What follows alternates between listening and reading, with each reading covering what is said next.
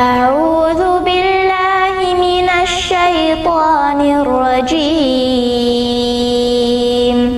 بسم الله الرحمن الرحيم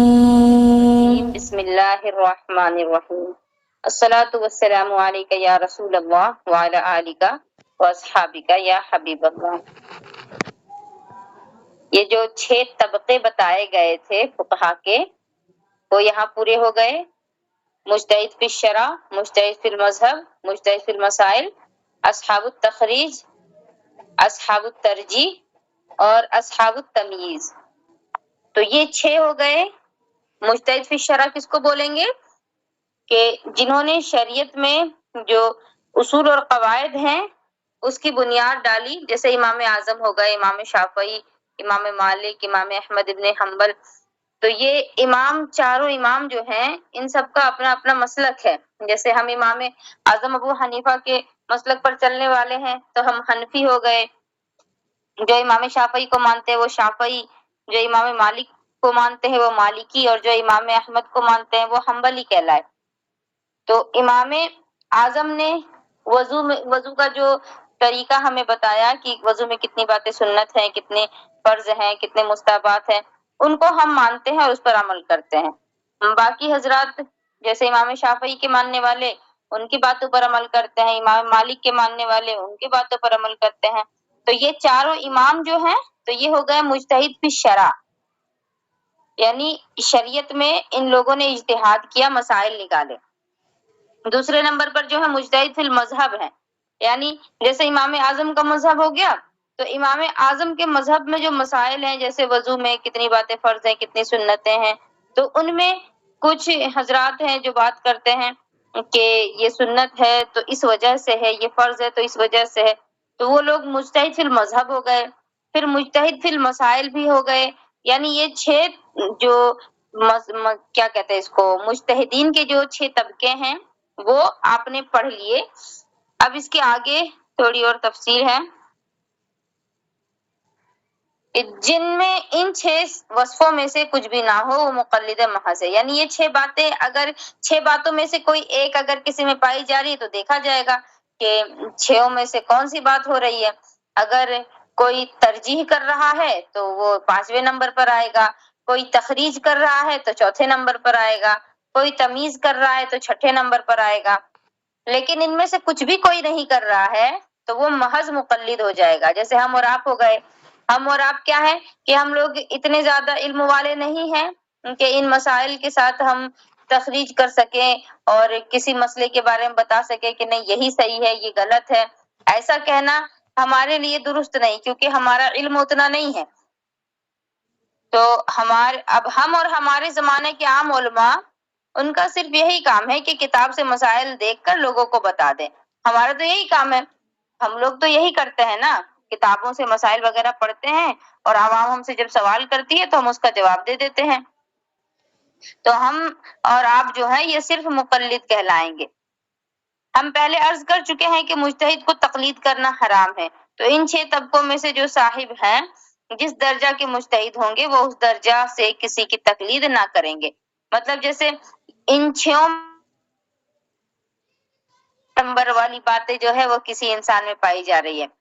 تو اب اس کے لیے ہے ضروری کہ وہ اب کسی دوسرے کے کہنے پر نہیں چلے گا، کیونکہ وہ اتنا پڑھا لکھا ہے، اتنا بڑا عالم ہے کہ اس کی باتوں پر لوگ چلیں گے۔ کوئی اگر 5ویں نمبر والی بات کسی انسان کے اندر پائی جا رہی ہے، یعنی جو ترجیح دینا جانتا ہے، جو یہ کہہ سکتا ہے کہ میں نے بہت ساری روایات پڑھی، بہت ساری احادیث پڑھی اور ان سب کو دیکھ کر کے مجھے پتا چلا کہ آپ جس بات کو سنت کہہ رہے ہیں وہ سنت نہیں، وہ مستحب ہونا چاہیے، آپ جس کو مستحب کہہ رہے ہیں وہ سنت ہونا چاہیے۔ تو اتنا علم اگر کسی کے پاس ہے، کوئی اگر 5ویں نمبر والے میں آتا ہے، اصحاب ترجیح میں آتا ہے، تو پھر اس کے لیے ضروری ہوگا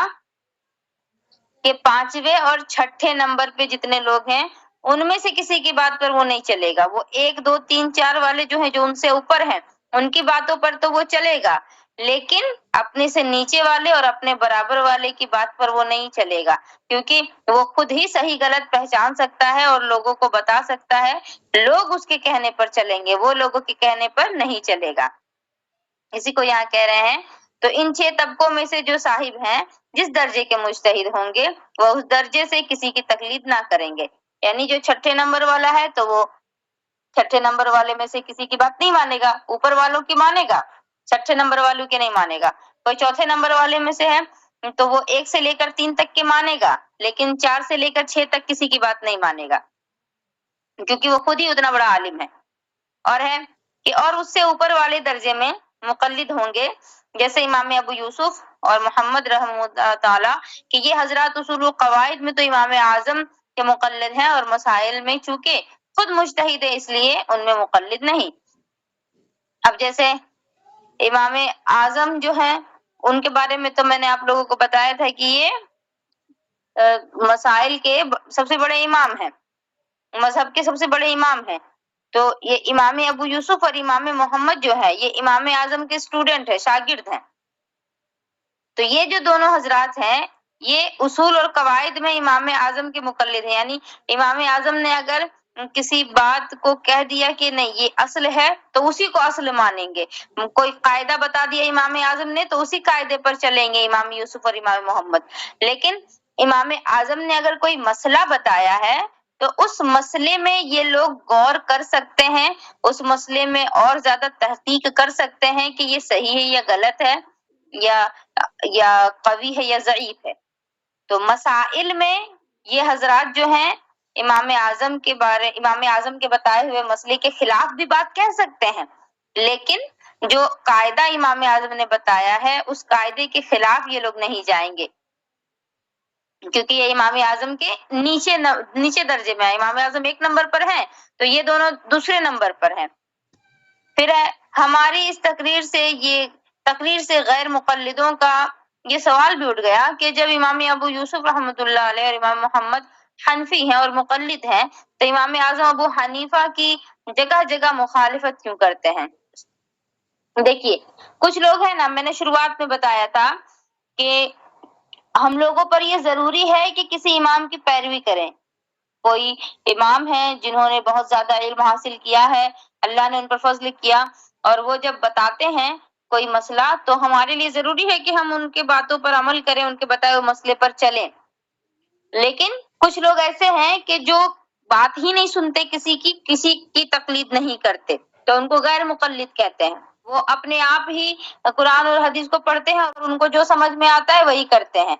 کسی کی بتائی ہوئی بات پر وہ لوگ نہیں چلتے۔ تو وہ لوگ جو ہیں وہ لوگ گمراہ ہیں۔ وہ سوال کر دیتے ہیں، اعتراض کر دیتے ہیں کہ ابھی آپ کہہ رہے ہیں کہ امام ابو یوسف اور امام محمد جو ہیں یہ لوگ بھی امام اعظم کے ماننے والے ہیں اور امام اعظم کی پیروی کرتے ہیں، ان کے مقلد ہیں، تو امام اعظم ابو حنیفہ جو بات کہتے ہیں اس کے خلاف یہ لوگ کیوں کرنے لگ جاتے ہیں؟ جیسے ابھی میں بھی آپ لوگوں کو بتا رہی تھی کہ امام ابو یوسف اور امام محمد جو ہیں یہ امام اعظم کے قاعدے کے خلاف نہیں جا سکتے، لیکن مسئلے میں خلاف جا سکتے ہیں۔ امام اعظم اگر کسی مسئلے کو بتا رہے ہیں کہ یہ سنت ہے تو امام ابو یوسف اور امام محمد اس کو نفل بول سکتے ہیں، مستحب بول سکتے ہیں۔ تو اسی بات کا ان لوگوں نے اختلاف کر دیا کہ جب یہ امام اعظم کو مانتے ہیں، ان کی تقلید کرتے ہیں، تو پھر ان سے جھگڑتے کیوں ہیں، مخالفت کیوں کرتے ہیں؟ تو یہ وہی کہا جائے گا کہ اصول و قواعد میں یہ حضرات مقلد ہیں، اس میں مخالفت نہیں کرتے، فرعی مسائل میں مخالفت کرتے ہیں، اس میں خود مجتہد ہے، وہ کسی کے مقلد نہیں۔ یعنی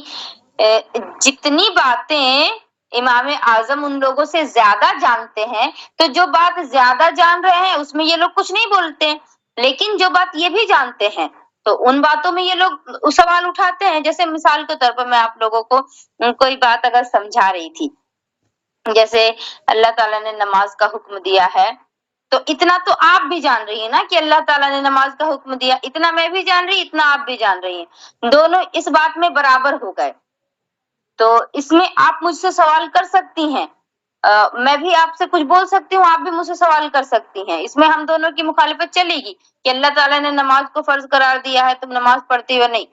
تو یہ ہو گیا. لیکن اب اگر میں آپ سے کوئی چیز زیادہ جانتی ہوں، جیسے آپ بس اتنا جان رہی تھی کہ اللہ تعالیٰ نے نماز فرض کیا ہے، ہمیں نماز پڑھنی چاہیے، تو آپ اس بات میں مجھ سے بحث کر سکتی ہیں کہ ہاں نماز پڑھنی چاہیے، اللہ تعالیٰ نے حکم دیا. لیکن اب میں اگر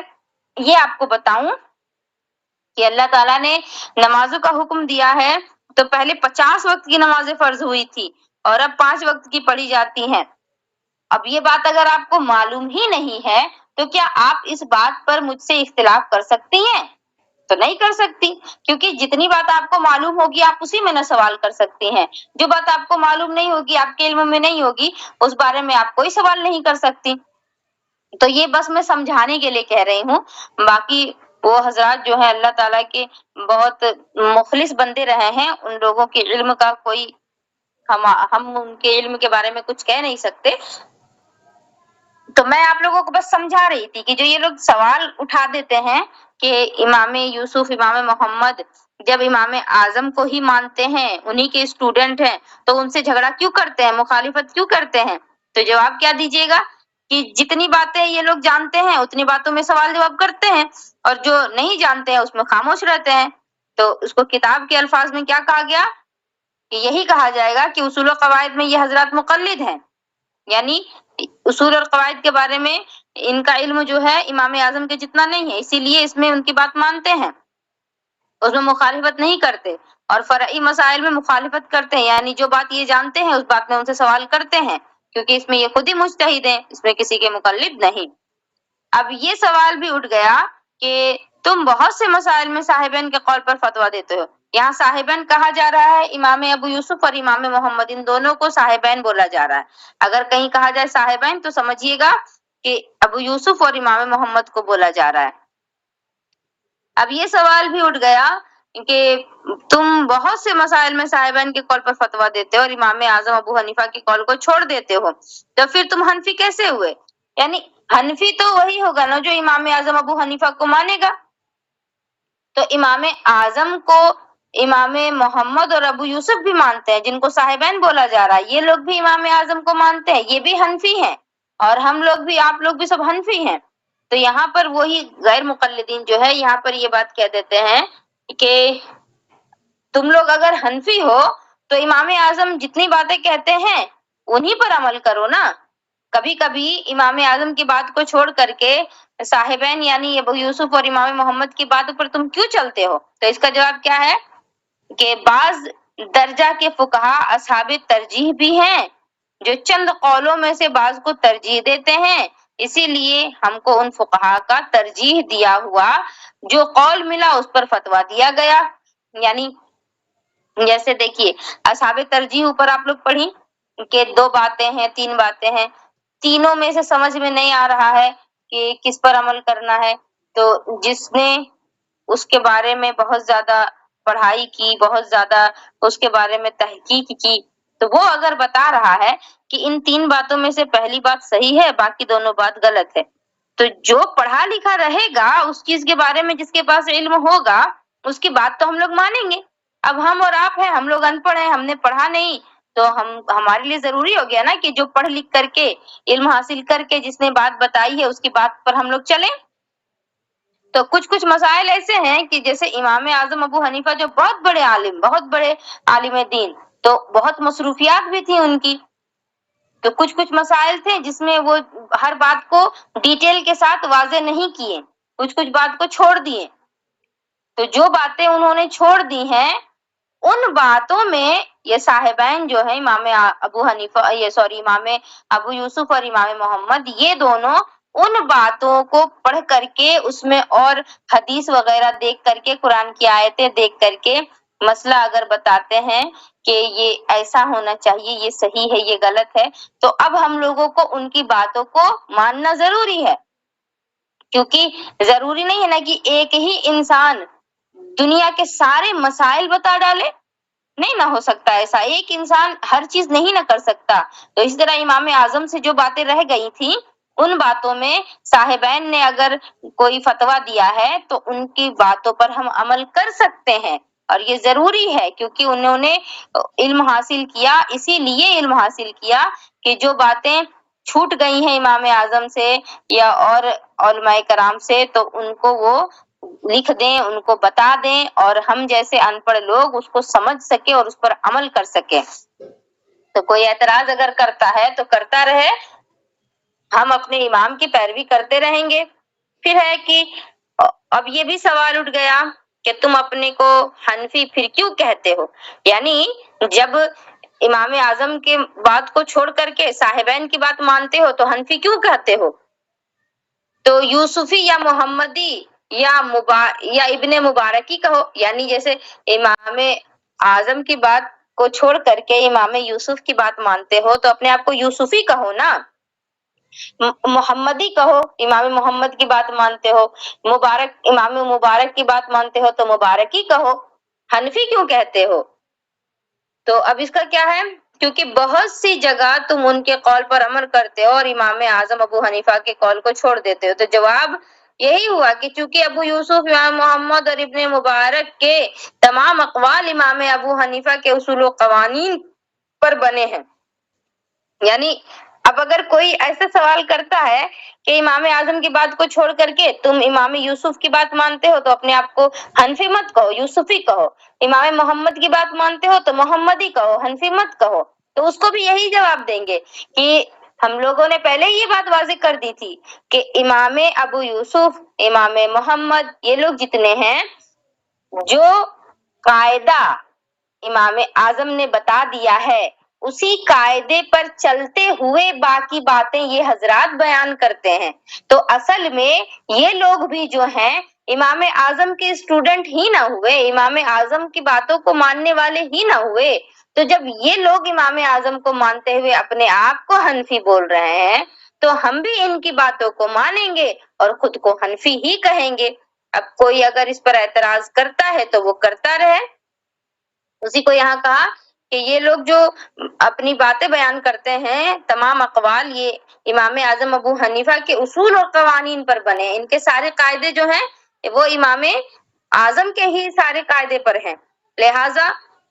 ان میں سے کسی بھی قول کو لینا در حقیقت امام صاحب ہی کے قول کو لینا ہے۔ یعنی اب آپ امام ابو یوسف کی بات پر عمل کریں چاہے امام محمد کی بات پر عمل کریں، آپ حقیقت میں امام اعظم کی ہی بات پر عمل کرنے والے ہوئے۔ مثال کے طور پر میں اگر کہہ دیتی ہوں کہ ممتاز آپ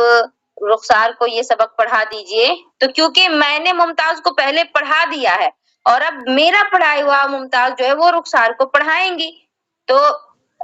حقیقت میں ممتاز نے رخسار کو تو وہی چیز پڑھائی نا جو میں نے ممتاز کو پڑھایا تھا۔ تو وہی بات یہاں پر بھی ہے کہ امام یوسف، امام محمد اپنے آپ کو حنفی کہہ رہے ہیں کیونکہ امام اعظم کو وہ مانتے ہیں، تو ہم بھی اپنے آپ کو حنفی ہی کہیں گے نا کیونکہ ہم بھی ان کو مانتے ہیں اور انہی کی باتوں پر حقیقت میں عمل ہو رہا ہے۔ جیسے حدیث پر عمل در حقیقت قرآن پر ہی عمل ہے، یعنی حدیث پر اگر ہم لوگ عمل کرتے ہیں تو قرآن پر بھی عمل ہوا، کیونکہ قرآن میں حکم ہوا ہے کہ اللہ اور اس کے رسول کی اطاعت کرو، فرما برداری کرو۔ تو رسول کی فرما برداری کیسے ہوئی؟ حدیث پر عمل کر کے ہوئی، اور حدیث پر عمل ہوا مطلب قرآن پر بھی عمل ہو گیا، کیونکہ قرآن میں حکم ہے کہ رسول کی فرما برداری کرو۔ تو انڈائریکٹلی بات وہاں تک چلی جاتی ہے، لیکن کچھ لوگوں کو عادت ہوتی ہے، وہ لوگ جھگڑتے ہیں اور اعتراض کرتے ہیں کہ رب تعالیٰ نے اس کا حکم دیا۔ مثلا امام اعظم رحمۃ اللہ علیہ فرماتے ہیں کہ کوئی حدیث صحیح ثابت ہو جائے تو وہی میرا مذہب ہے۔ اب اگر کوئی محقق فی المذہب کوئی حدیث پاک اس پر عمل کرے تو وہ اس سے غیر مقلد نہ ہوگا۔ کیا مطلب وہ یہاں کہ امام اعظم اگر کوئی حدیث صحیح ثابت ہو جائے تو وہی میرا مذہب ہے، یعنی جو حدیث صحیح ہے، جو بات صحیح ہے اسی پر ہم چلیں گے، وہی ہمارا مذہب ہوگا۔ اب اگر کوئی محقق فی المذہب کوئی صحیح حدیث پا کر اس پر عمل کرے تو وہ اس سے غیر مقلد نہ ہوگا۔ جیسے کہ ضروری نہیں ہے کہ ہر انسان ہر چیز کا علم رکھے، ہر انسان ہر چیز نہیں جان سکتا، تو امام اعظم سے جتنا ممکن تھا انہوں نے اتنی باتیں بیان کر دی، اتنے حدیث اتنے مسئلے سارے بیان کر دیے، لیکن اب جو باتیں امام اعظم سے رہ گئی تھی وہ بات اگر کسی دوسرے عالم نے بتا دی تو کیا وہ غلط کہے گا؟ اگر اس نے حدیث کا علم حاصل کیا ہے تو وہ صحیح ہی بات نہ کہیں گے، غلط تو نہیں کہیں گے۔ تو ہم لوگ اس کو غیر مقلد نہیں کہیں گے، وہ بھی مقلد ہی ہوئے، اور حنفی بھی رہے گا، بلکہ حنفی بھی رہے گا، کیونکہ اس نے اس حدیث پر امام صاحب کے اس قاعدے سے عمل کیا۔ اور یہ کیا ہے؟ صح من الامام اذا صح الحدیث فهو المذہبی، اس کو چھوڑیے، عربی چھوڑیے۔ امام صاحب کے اس قول کا مطلب یہ بھی ہو سکتا ہے کہ جب کوئی حدیث ثابت ہوئی تو وہ میرا مذہب بنی، یعنی ہر مسئلہ اور ہر حدیث میں میں نے بہت حرج قدر اور تحقیق کی ہے، تب اسے اختیار کیا ہے۔ چنانچہ حضرت امام کے یہاں ہر مسئلے کی بڑی چھان بین ہوتی تھی، مجتہد شاگردوں سے نہایت تحقیقی گفتگو کے بعد اختیار فرمایا جاتا تھا۔ مطلب کیا ہوا کہ امام اعظم نے اگر کسی حدیث کو صحیح کہا ہے تو صرف ایک مرتبہ پڑھ لیا اور صحیح نہیں کہا، بلکہ حدیث کو صحیح سمجھنے کا مطلب کیا ہوتا ہے؟ صحیح کا مطلب یہ ہوتا ہے کہ جیسے حضور صلی اللہ تعالیٰ علیہ وسلم نے حضرت ابو ہریرہ رضی اللہ تعالیٰ عنہ کو کوئی بات بتائی، حضرت ابو ہریرہ رضی اللہ تعالیٰ عنہ نے اپنے کسی غلام کو وہ بات بتائی، حضرت ابو ہریرہ کے غلام نے اپنے بیٹے کو بتائی، ان کے بیٹے نے پھر کسی اپنے دوست کو بتایا، تو یہ سلسلہ پورا چلتا گیا ہے، بیچ میں سے کوئی غائب نہیں ہے۔ تو اب جب دوبارہ لاسٹ سے دیکھا جائے، یعنی غلام کا جو دوست تھا وہ جب یہ بتا رہا ہے کہ میں نے سنا ہے، مجھ کو میرے دوست نے بتایا، اور میرے دوست کو اس کے باپ نے بتایا، اس کے باپ کو اس کے مالک نے بتایا، اس کے مالک کو حضرت ابو ہریرہ نے بتایا، اور ابو ہریرہ نے کس سے سنا؟ حضور صلی اللہ تعالیٰ علیہ وسلم سے سنا۔ تو جب ایک ایک انسان کی گنتی بیچ میں ہو جاتی ہے تو وہ حدیث صحیح کہلاتی ہے، اس میں کوئی ڈاؤٹ نہیں رہتا ہے، ساری باتیں کلیئر رہتی ہیں۔ تو یہ سارا کام اکیلے ایک انسان نہیں نہ کر سکتا، تو اس کے لیے امام اعظم ابو حنیفہ اپنے بہت سارے شاگرد ان کے تھے، بہت سارے اسٹوڈنٹس تھے ان کے اس وقت میں جب امام اعظم باحیات تھے اس وقت بھی۔ تو امام اعظم اپنے 40-50 اسٹوڈنٹس کو ایک مرتبہ میں بٹھاتے تھے، ایک ایک حدیث دیتے تھے اور بولتے تھے کہ اس کو پتہ کرو، یہ کہاں تک جا رہی ہے، کس سے مل رہی ہے۔ تو اتنا سارا تحقیقی کام ہوتا تھا، اس کے بعد کسی مسئلے کو واضح فرماتے تھے، اس کے بعد بتاتے تھے کہ ہاں یہ مسئلہ صحیح ہے، ہم کو اس پر عمل کرنا ہے یا اس کو چھوڑنا ہے۔ ٹھیک ہے؟ اپنی مرضی سے صرف ایک مرتبہ کسی چیز کو پڑھ لیا یا اپنی مرضی سے گڑھ کر کے کبھی بھی کوئی بات ان حضرات نے بیان نہیں کی ہے۔ ان لوگوں نے جو بھی بتایا ہے وہ تحقیق کر کے، مسائل کو پڑھ کے قرآن اور حدیث کی روشنی میں بیان کیا ہے۔ اسی لیے آج ساری دنیا جو ہے ان 4 اماموں کی پیروی کرتی ہے۔ بس کریں، آج کے لیے اتنا ہی۔